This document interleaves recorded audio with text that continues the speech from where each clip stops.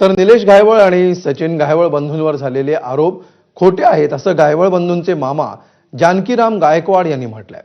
निलेश घायवळला अमरावती जेलमधून काढण्यासाठी आमदार रोहित पवारांनीच प्रयत्न केले होते असाही दावा त्यांनी केला। सचिन घायवळ यांना निवडणुकीमध्ये उभं राहायचं होतं म्हणून रोहित पवारांकडून अडकवण्याचा प्रयत्न होत असल्याचा दावा त्यांनी केला।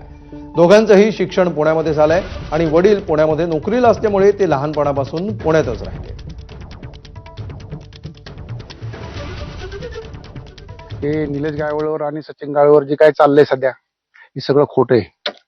त्यांचा काही कुठेही संबंध नाही। सचिन सरचा तर त्याला इकडे जिल्हा परिषदला उभा राहायचे आमच्या इकडे खरडा गटातून ती सीट आमचं 101% आमच्या आम्हाला माहिती आहे म्हणून त्यांना तकलीफ व्हायला लागली ते काय बी खोटनाटक करायला ह्यांना बंद केलं म्हणजे मग आपण घेणार।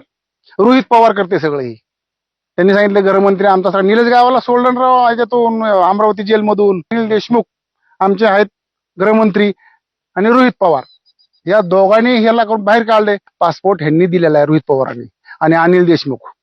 त्या टायमाला 2019ला कोण होतं गृहमंत्री बघा, कोणी दिलाय मग दुसऱ्याने दिलाय काय? हे रोहित पवारने सगळं करून दिलेलं आहे।